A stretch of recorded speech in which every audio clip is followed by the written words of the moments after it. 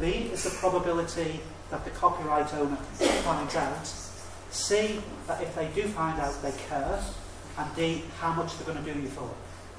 Now, you're all scientists, you know with a formula like that, if any of those are zero, you kind of don't care. Okay, so this isn't a rigorous formula.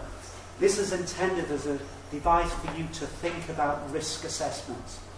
What you must not do, our paper, he goes on, explains some of the context. What you must not do is to steal music from the Beatles and use that, because the music company will really go for you. Hollywood will really go for you. But if it's my tweet, I'm not going to go for you. I don't care. So it's having a pragmatic approach to some of these issues. Issues about who pays for it, speakers' concerns. So speakers might have a concern about their slides being made available in advance because they want to make a big display about it. That's fine. Leave it to the end. Who's listening? So there are these people who are listening to me. What happens if I make a mistake? What happens if I make an inappropriate joke? What happens if I, say somebody's an idiot and I shouldn't, and they're watching? All of these type of things. But what we've found over the past 4 years when we've been running our events is the speakers care about their subject and want to communicate, and want to communicate to the people in the room. And if there's a bigger audience out there, that is even better for them. So we're finding that people are starting to prefer that way of working. There might need to be some flexibility, because if you're a new speaker, if you've never spoken before, a bit nervous, we might need to say, well, there's a gentle way of playing. But basically, people want to do it. So I'm hoping that you're thinking, yes, I want to do this. I want to engage more actively when I'm at a conference. If I'm giving a talk, there might be a seminar coming up, and you want to say, yes, I want a wider group of people to be able to join in. How might you do it? So do it yourself. Put a Creative Commons logo on your slides. Why don't you do that? Are you going to sell them? You think you're going to make money out of them? Be part of that open culture. Evaluate some things that might not work. Learn from others. So much you can learn.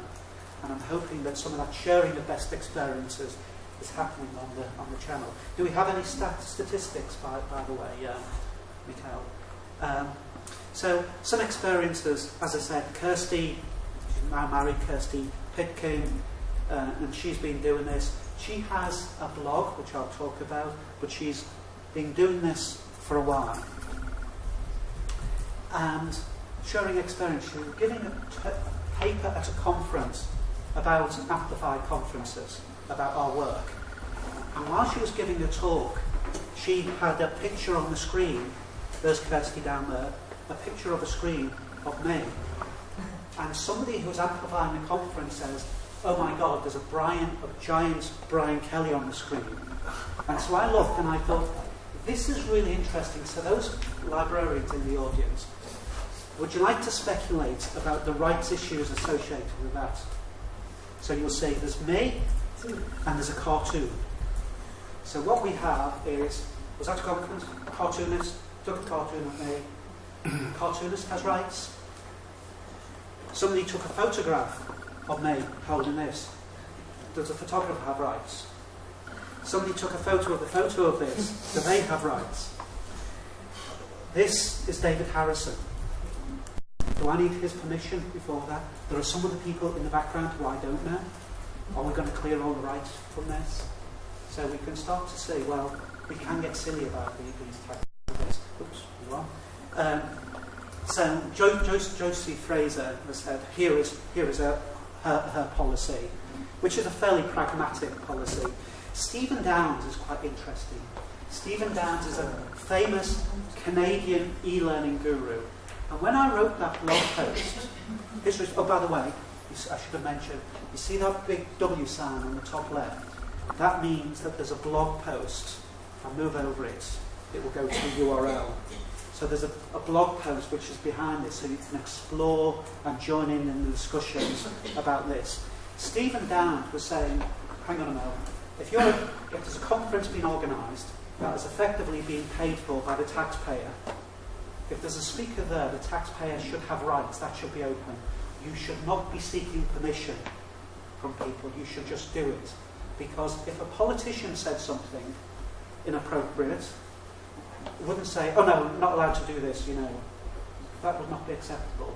So perhaps in a time of openness and transparency, those of us who are public servants should be more willing to say, yes, we are being open in this way as well.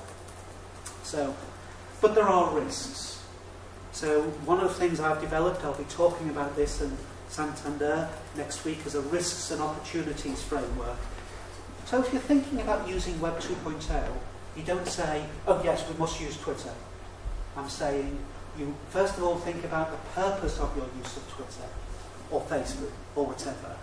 Think about the purpose and say, well, what benefit can we gain from that? And what are the risks? But then you might say, well, here's a whole set of risks. You can also say, what are the risks of not doing anything? The missed opportunities, the risks that you become marginalised, the risks that your students will say, the university is really dull and boring, all the best things are happening out there, so we won't do things. And then the costs and strategies for minimising these risks. So there might be risks, but it might be at such a low cost that it's just worth doing in any case. And we need to gather evidence.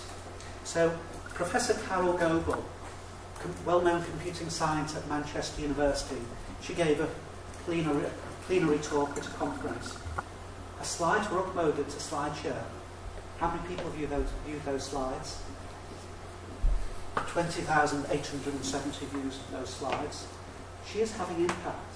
If you're thinking about the importance of a research computing scientist needing to engage with the general public and explaining things are important in areas of bioinformatics, she's doing it. And last week, have I got the date? I spotted this. This was a tweet from Steve Wheeler. His Twitter ID is Timbukteeth, at Timbukteeth. Feel free to tweet this. And his tweet was, ironically, there were 15 people in the audience for this Web 2.0 slideshow, but over 12,000 people have viewed the slides. And I thought, this is amazing. It's now 12,001 because I viewed it, so I captured it. By the way, look at the time. 11:30 in the evening.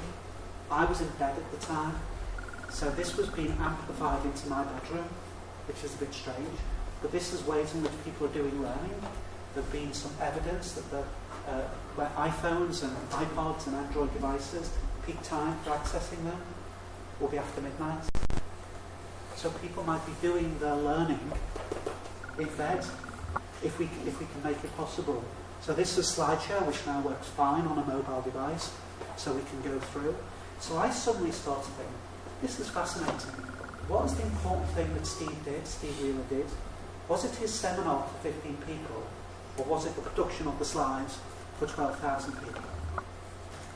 And I started to think, can we do some type of metric? So I've heard Steve talk once, excellent speaker, and he has a wonderful blog. 15 people in the audience, there might be one person who invited him, we've seen him giving a talk before, and there might be another person who came but wasn't really their subject, and somebody else who wasn't feeling too well, and so didn't really gain that much from it. But I'd say something like 12 people there might say, that was a really tremendous talk. So at the 100% absolute fantastic satisfaction level, we might say 80%. So 80% times 12, we can have a satisfaction level. How does that compare with the 12,000 people who viewed the slides? Well, 12,000, actually 50% of them probably didn't look at the slides, didn't go through them all, to get 6,000. And we know it's not as engaging as somebody like Steve Wheeler, so we might say, hell, it's only a 10%, 5% satisfaction level. But how do they start to add up? Maybe this is the thing that provides the benefits. And then, if you think about it, I saw Steve Wheeler gave a talk, an excellent talk, a year ago. If you ask me, it was about the VLE, the virtual learning environment is dead. This was his view. I can't remember any of the details of what he said. I can just remember was a very funny talk. He gave lots of jokes and people enjoyed it. And he kind of said the BLE is dead and the personal learning environment is the important thing. So we know that persistence of memory, the talks, what do people remember a year afterwards or a month afterwards? Maybe the thing that happens a month afterwards is just we have some vague knowledge that in this case Web 2 is important in learning, but now Web 3 is coming along. So maybe in a month's time this resource has something with the equivalent of the talk, or less, because that satisfaction level might be more than 100%. If you gave the talk, went up to him and says, that was really brilliant, that relates to my area of work, shall we put in a project, can we get some EU funding from it, and we work together. That would be the really tremendous thing, and you wouldn't get that from us. But what did Steve get from those 15 people in the seminar? So we really start to challenge, I think, our notion of what is the benefit of a seminar, and how can we gain greater return of our investment. So just to finish off with a couple of comments about the things that Kirsty Pitkin, who's at Events Amplifier, she has a blog set up recently, a wonderful presentation, and in this she said, oops, where was it? So she's written a number of blogs. She plans for it as, oh, have I got a note of what she said? Kirsty might have to remind me what it is. I think she said that an event amplifier is an audience expander, an experience enhancer, and I've got the third thing, but Kirsty will have to tell me. And if you think about that person, Kirsty at the moment, can enhance the audience by bringing in her social network, can enhance the experience for those people. And then the final couple of slides I want to make is that I've produced a report which summarises some of the event application work that I've been involved in.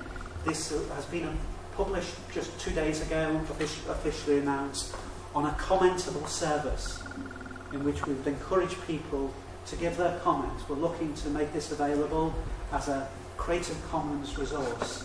So the more of you who give the comments, the better that resource can be for the wider community. So event-amplification-report-draft.gispress.org.